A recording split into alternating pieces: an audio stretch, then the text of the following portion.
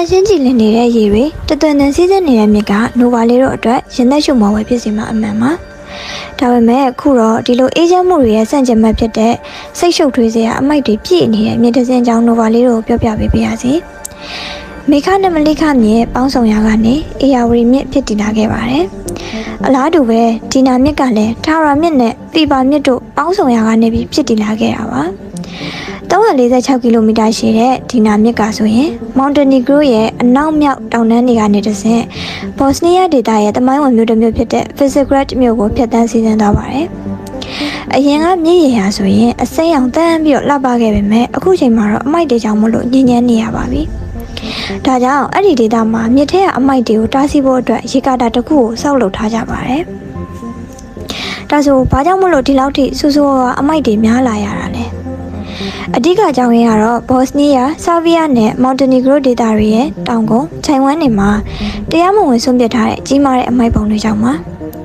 အဲ့ဒီဒေသတွေကအစိုးရရဲ့အမိုက်စီမံခန့်ခွဲမှုစနစ်ညံပြစ်မှုကြောင့်မို့လို့လဲဒီလိုအမိုက်တွေများလာရတယ်လို့ဆိုနိုင်ပါတယ်။မိုးများတဲ့အခါတွေဒါမှမဟုတ်နှင်းတွေရေပြောကျလာတဲ့အခါမှာမြစ်ရေတွေရှမ်းတက်လာပြီးတော့တစ်ချိန်တည်းမှာပဲအဲ့ဒီအမိုက်တွေကလည်းအတူတူမျောပါလာကြပါတယ်။ဘလောက်ထိအမိုက်တွေမျောပါကြတယ်လဲဆိုရင်လေ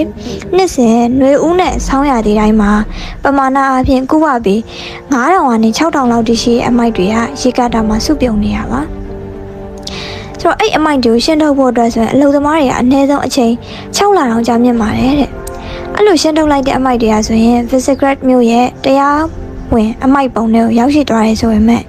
အမိုက်ပုံမှာအမိုက်တွေနဲ့ပြည့်ကျက်နေကြကြောင်းမလို့သူတို့ကိုမီးရှို့ပြီးတော့ဖျက်ဆီးကြရပါတယ်တဲ့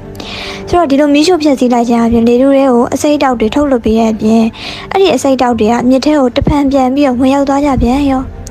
အကျိုးဆက်အနေနဲ့မြစ်ရည်တွေနဲ့အတူလေထုကလည်းညဉ့်ညမ်းလာပြီးတော့လူသားတွေရဲ့ကျန်းမာရေးကိုထိခိုက်လာပါတယ်။ဒါအပြင်အရင်ကလှပခဲ့တဲ့သမိုင်းဝင် Visegrad မြို့လေးဟာဆိုရင်လည်း